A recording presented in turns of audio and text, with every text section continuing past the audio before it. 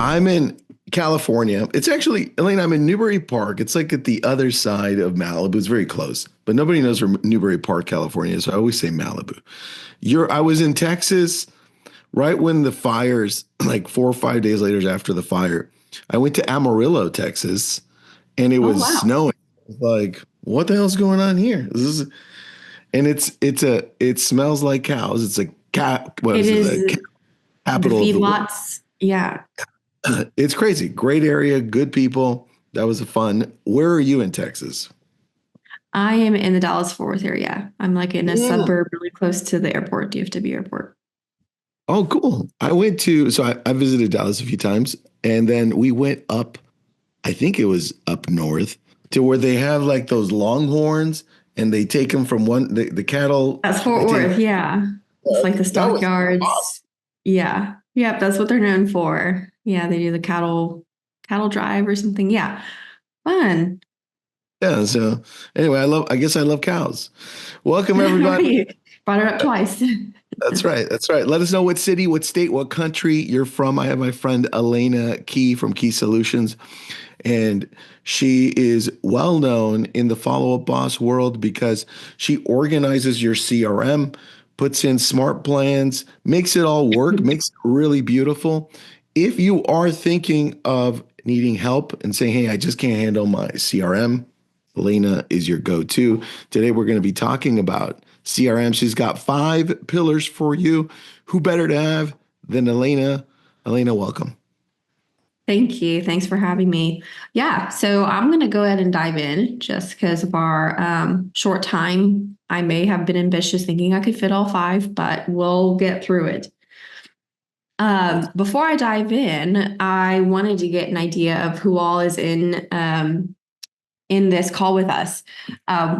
Typically, when I join webinars, or maybe you have this experience too, it can feel like you're starting to go down rabbit holes. Like you'll watch a webinar and you'll hear a cool idea and you'll start to implement it, and then it'll feel like you're just getting overwhelmed. Yep. And you'll implement one thing, you don't even know what's going on anymore. So the goal of this webinar is to not overwhelm you. I want you to ensure that you have a foundation in place with your CRM, that it's set up for success, and that you know what is going on in your CRM, and that it's working for you, and that you have a realistic workflow.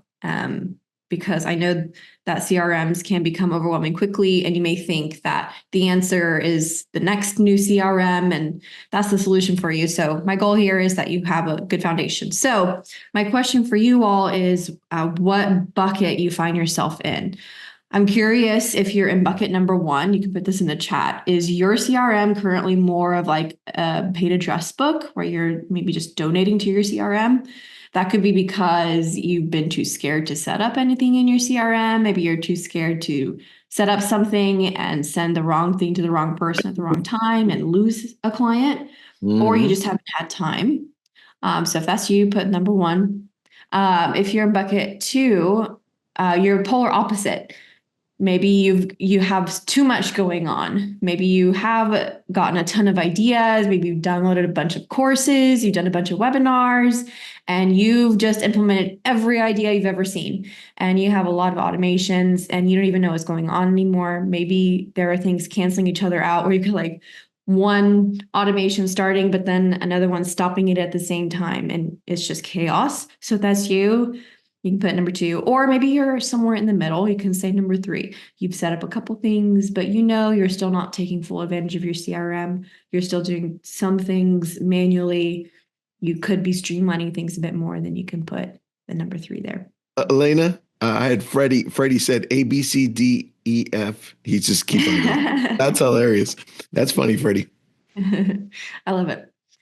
Yeah. So segueing that into pillar number one, traditionally with managing your follow-up, and this is just any industry across the board, traditional follow-up is managed through tasks where you feel good. You're like, okay, I'm going to set myself a task for next week. I need to call so-and-so next week, so I'm going to set myself a task. Or maybe you do it automatically. You say, okay, I'm going to create an SOP where me or my agents need to call every lead every day for the first 10 days. So I'm going to set up a task that reminds them and prompts them to do so every day. And the problem is tasks pile on really quickly. If you miss 1 day or 2 days, it goes from 10 tasks to 20 to 50 to 100. And at some point, you eventually open up your task list and you have no idea who to prioritize. You have no idea what's going on. And you may even start to see duplicate tasks. You may see 3 tasks for the same person. You see one for today, but then you saw one that you missed for the same person last week, and you see one for the same person 2 weeks ago. And then you're wondering, well, what do I do with the other 2 that are overdue? Do I just check them off, even though I didn't even do them? Do I waste my time and open up the tasks that I missed and manually push them forward? And now you're just doing busy work at that point. And I'm curious, another question for the people watching, whose tasks look something like this?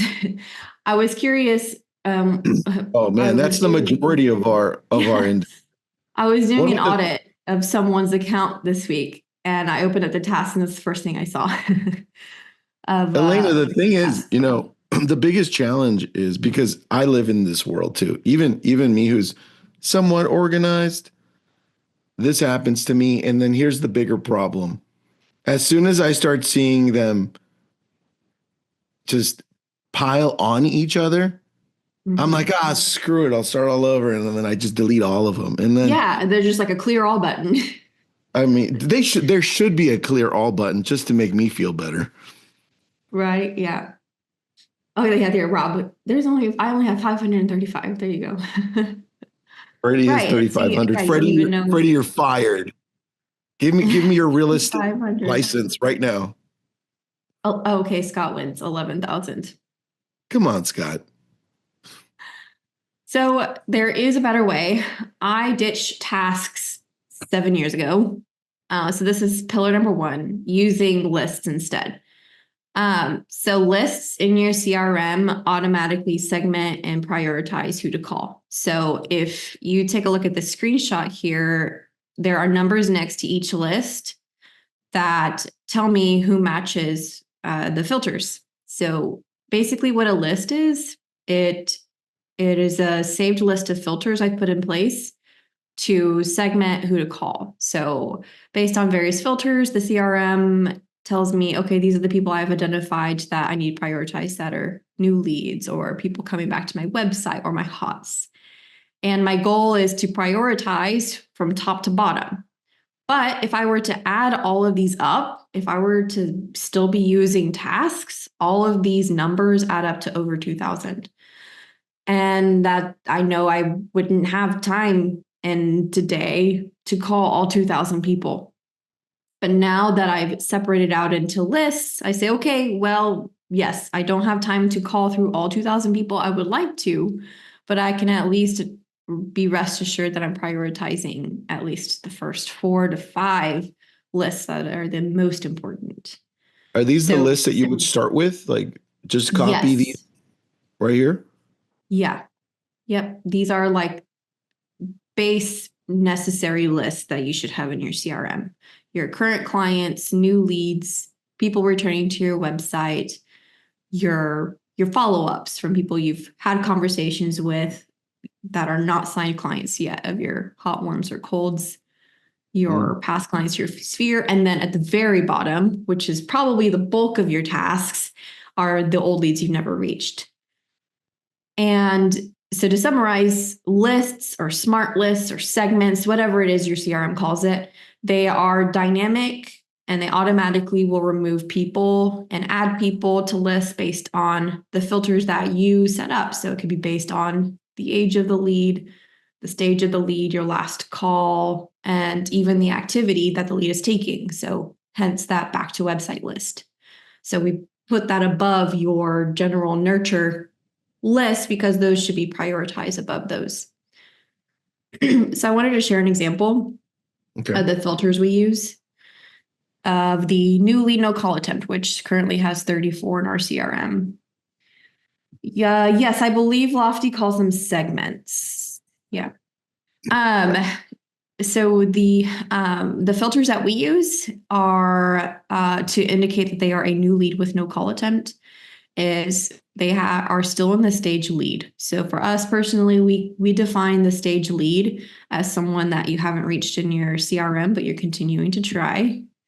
We categorize them as new because they were created less than 14 days ago. No call attempt. So we only want to show people with good numbers.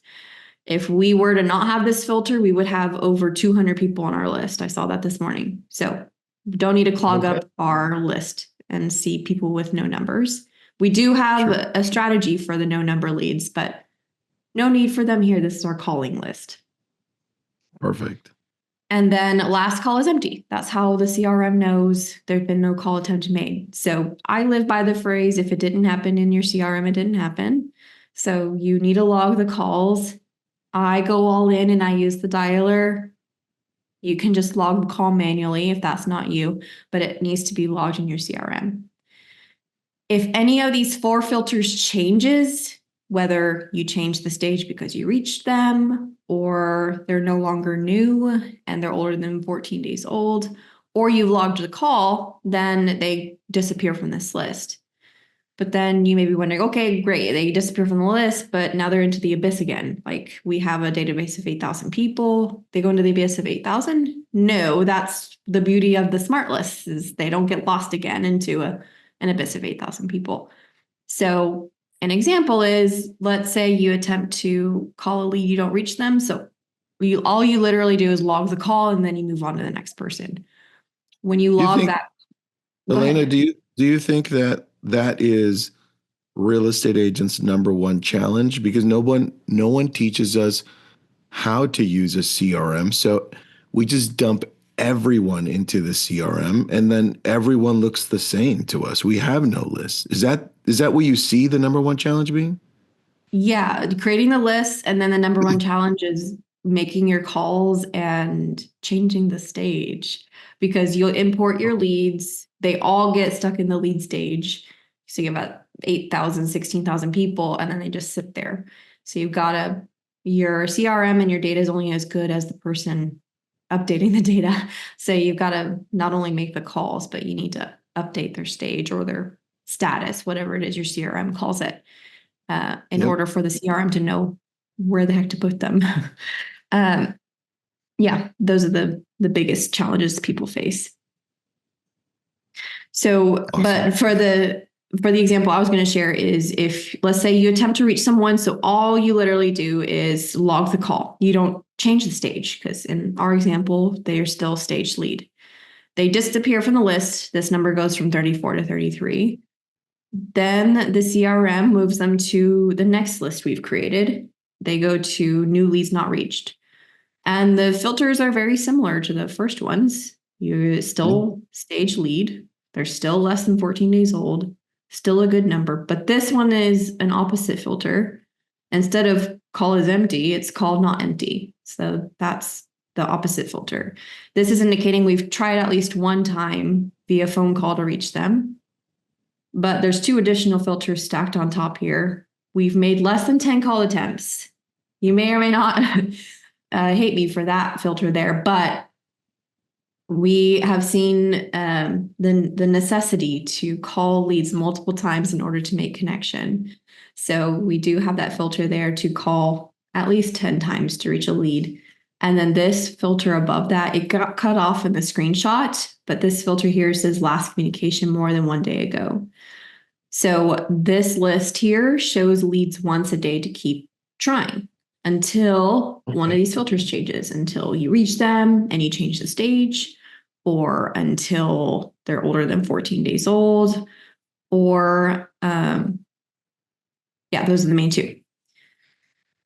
And like I said, we normally use a total of 10 lists to segment and prioritize. These 2 are just specific to new leads you're initially trying to make contact with. So moving on to pillar number 2, you definitely want to supplement the active smart list with drip campaigns and action plans. Okay.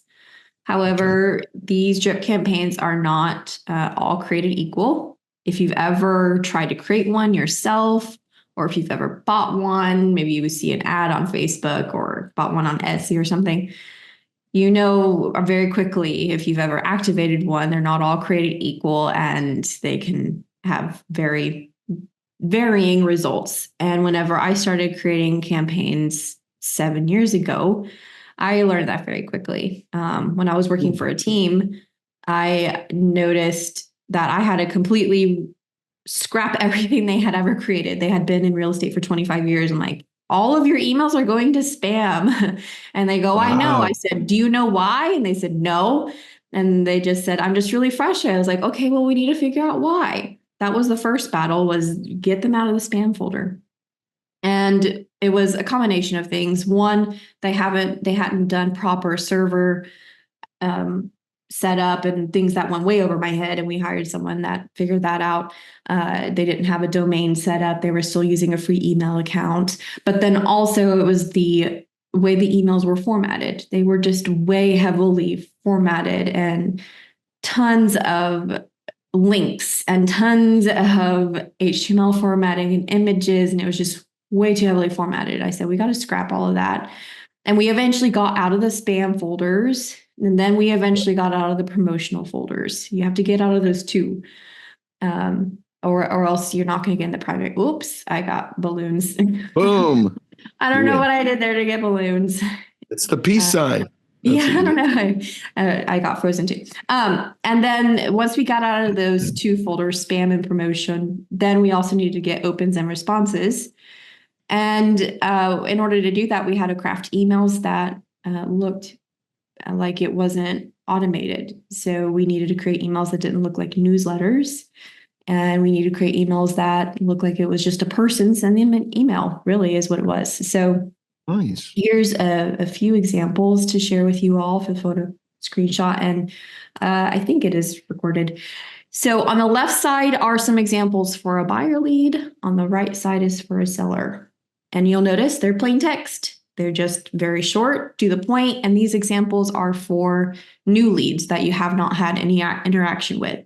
So we keep them short, number one, because they don't know you, they don't trust you, they have very limited amount of time to put any effort towards you. So, and then step two is we ask a question to prompt a response. We want to get a response. We already have their information. So now we need to start a conversation. So on the left side is some examples like, what's prompting your interest in this home? I just received a request regarding a home for sale. Now, we originally tested it out with using merge fields. Like we used merge fields to automatically pull the address of the property they were inquiring about. The problem with that is sometimes the lead provider would not pull in that merge field, and then it would either blank or broken, and it would just say like, I received your request regarding your property inquiry from Wailopo. And it was like, oh no, I don't want to say that. Yeah. So we just said, okay, we're going to make it not pull the merge field. And then if the lead doesn't respond, then we send another email that shows some empathy. So it says, if you're anything like me, you want to stay informed on how the market's performing, average price homes are selling for, and how competitive the market is for buyers. Would it be helpful if we scheduled a time to chat to discuss the market conditions and how they relate to your goals? So we're coming from a place of value rather than just saying, hey, can you chat about buying a home? When do you want to buy a home? We're trying to provide value here. And on the right side are some examples for the seller campaign. Again, empathy. So it might feel like you're alone with questions you have. Selling a property can be overwhelming. Would it help if we connected over the phone value questions? So we're always trying to come from a place of value and showing empathy. Pillar 3, utilize automation. So you don't want to be having to remember which action plan is your campaign to manually apply. You want to take advantage of the automation in your CRM, whether they call it like lead flow or if they call it automation. You can automate it through various ways, through lead sources coming in, through stage changes that you or your agents are doing, through behaviors that are happening, through third-party integrations or your website. So here are some examples of what we set up. It's a little bit small here, but I'll explain, and maybe I can zoom in. Can I zoom in? I can zoom. Question is, can I can zoom in, but I can't change what I'm looking at. So I'll just zoom in a little bit here. So on the left side, I'll just go through these really fast, is an example of like if you have a tool that sends an automated valuation report and they click to view it. A lot of times those reporting tools integrate with your CRM and then will add a tag. And so we have conditions in here to ensure we're not just emailing every time someone looks at it. We only want to email certain people. And the next one is if you have an IDX that integrates with your CRM, they look at a website. Again, we have a ton of conditions in here. We don't want to send anybody coming to your website. We only send it to certain stages, certain age of lead, certain people you haven't talked to recently, people who haven't been emailed recently via action plan, conditions there to avoid over emailing people. The third one is if you have an integration like Rooster, who people can request a property tour, then it's a simple action plan there. And then the final one, so the first three I was showing you are fully automatic, no manual triggers being involved from an agent. The fourth one is manual involvement. This is after you've had a conversation with a lead and they're not ready to work with you yet. They're not signing a contract with you as a buyer or a seller. So you change the stage to either hot, warm, or cold, depending on the stages you use. If you use other stages like nurture, you can do that too. And they're tagged as a buyer. Then we start the nurture buyer action plan. So those are just a couple examples. That way you don't have to remember, wait, what was the action plan we used for buyers? Oh, okay, let me type that in, nurture buyer. Oh, what was the action plan we used for land? Okay, that was it. You just change the stage and then move on. Nice. Pillar 4. I used to only have 4 pillars and I had to make it 5 mid last year. This one used to not be here. Pillar 4. I have to reiterate this one. You need to initiate and have active follow-up. You cannot just rely on the passive follow-up of your CRM to convert your leads. And I highly recommend using the dialer to do so. A lot of times people will come to us and say, hey, like the automations are not working. I'm not getting any conversion from it. There's only so much an automation, an email, a text message can do for you. You still have to put in the work and make calls. There's nothing that's ever going to replace you making a relationship and putting in the effort to have that human connection. So that's true. You need to put in the effort, put in active follow-up, use the dialer. And the CRM we use, Follow Up Boss, has a nifty little feature that they added last year where they create an AI summary. And I like that feature. So you don't have to remember to put in notes. Yeah. For you visual people here, I thought you might find this little graphic helpful. There are Take a picture, everyone. Snap it. Yeah. There are 2 main components for a CRM to be successful. The first one is active follow-up, and the second one is passive. So active is everything, almost everything I've talked about. It's those lists that prompt you to call, and it's the tasks, which do have a time and place for when a list doesn't make sense. So if you have to do something on a specific day and time, like if someone says, call me tomorrow at 5, you're not going to have a smart list for that. Or if you have a checklist for your transactions, use tasks. And then your inbox, you need to make sure you're clearing your inbox. On the other side, the passive follow-up is also necessary. If you're only doing active follow-up, but you're not using passive follow-up to supplement to get responses and then to send value-driven content once they're further down the funnel, to send educational content, to send blog posts, to push people back to your website, to then trigger behavior automations, track activity, to then also send them videos, then you're missing out on that passive piece. And then above and below are what drives the CRM to tell it when and how to prioritize in the smart lists, who to call and prompt you to call, and which automation to put the lead in. So the last communication indicates where to put the lead in the smart list. The stage indicates where to put the lead in the smart list and which plan to put them in. The client behavior triggers an automation, puts them in a different smart list. The age of the lead, the tags, and the number of attempts you've made to do any sort of active calling. I like it. Pillar 5, create SOPs. If you create all of this magical stuff in your CRM, but then no, even you, if you're a solo agent, but especially if you have a team, if no one knows what's going on or what their expectations are, then nothing's going to change. You need to create clear expectations and daily expectations, and you need to make those expectations realistic. So looking back at the first examples I was sharing of the smart list for like daily calling for new leads, sometimes our clients will say, "Oh, but I want people to call 3 times a day." I'm like, "Well, that's a great goal to have, but is that realistic?" SOP is the standard operating procedure. Sorry, Sherry. That's a great goal to have, but is that realistic? Start with daily. Can you and your agents get through at least their warms every day? If yes, then fine, yeah, add on and make that expectation to call 3 times a day. But if they can't get Mhm. through their warms, then don't add on more work if it's not realistic to do so. And that applies to every other list. So our hot list is once a week. And sometimes people say, but I want to call my hots once a day. Great goal to have, but is it realistic? Because your hot list will go from 30 people to 200 people, and it will be that way every day. Define your stages. You might think it's silly, and you might think, well, our stage names are just self-explanatory. It's really not. I met with a team who we were looking at the nurture stage, and the one team member had the definition correct. They said, yeah, nurture. That means we've spoken to them. Now we're nurturing them. But another team member thought nurture meant, oh, I thought that was just where we dumped old leads that we have never talked to.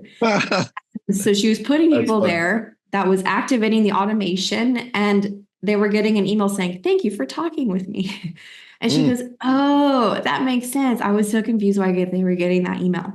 So very important to define your stages. Everyone's on the same page. And then outline all the automations you've built in the CRM, and bonus points if you go the extra mile and create walkthrough videos to tell the agents, okay, log into your CRM, click here, do this for the people who really Yes. just need the walkthroughs and tell them what to do.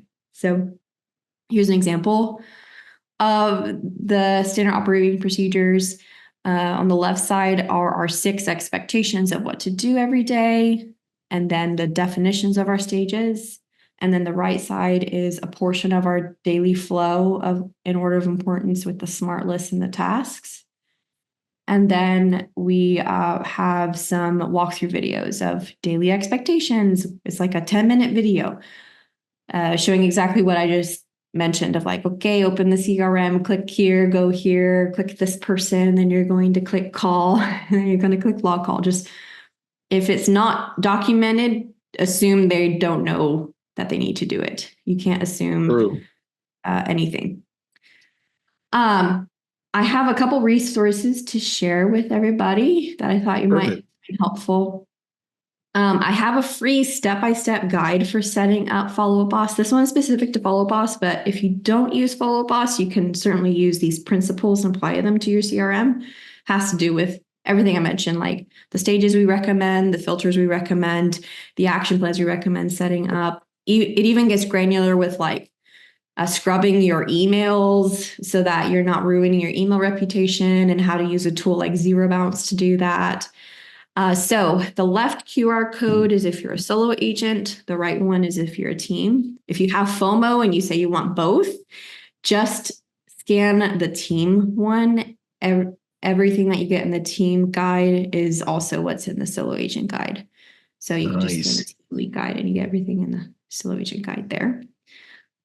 And the last thing I'll share with you is if everything I share with you just sounds overwhelming, you didn't sign up to join real estate to become a CRM guru and learn all of the things of creating these automations and filters and creating drip campaigns. That's what we do. That's what Trisha mentioned at the beginning of our call. So if you want to learn Mhm. more, we create the best practices of various plans, automations, and smart lists. So you can scan that QR code to learn more. Elena, I have a question. So while people are scanning this one, if I've got, so if I like hand out a drip right now for like sellers, would you be able to help out anybody that signs up to upload those, or how does it work? So we have our recommended campaigns that we've created. What if I So have my own and I'm like, I don't know how to do this crap. Elena, can you help me? How does that work? that would be considered like a custom project. And we offer that to clients who sign up for us as part of like an add-on service. So we offer Nice. it for people like on a custom project basis for those Perfect. who sign up for like our regular package, if that makes sense. Excellent. Because I just dropped in the seller drip. So if anybody wants it uploaded, because you can't, just hit up Elena once you sign up and she can help you put that in there. That's for online leads. We're always tweaking it. That's our latest one. So Cool. I yeah. will make Can sure you I go do. back to once you show that, can you go back to the there you go. That's the one. Sure, yeah. I like that. And then you had slide number, I think it was slide number 15. Can you go back to slide 15? I had a question about that. Is this in the QR code download or no? Yes. Okay, I can't perfect. remember where exactly it is in the guide, but it's somewhere in the guide. Excellent. We So call it, I think we call it the cheat sheet. That's like yeah, I love this. our cheat sheet, yeah. This is awesome. So thank you. Elena, I love this. You did such a great job. I appreciate you. Yeah, thanks for having me on, and feel free to reach out to me on Facebook or anywhere, and happy to help. Thanks everybody. And if you have any questions, put up that last slide one more time, just in case people do have any questions. Scan that, take a snapshot. This way, if you can't scan it now, you can scan it later. Elena, thank you so much. You did amazing. Yeah, thank you, Tristan. Thank you so much. Take care. Thanks, everybody. Have an awesome day.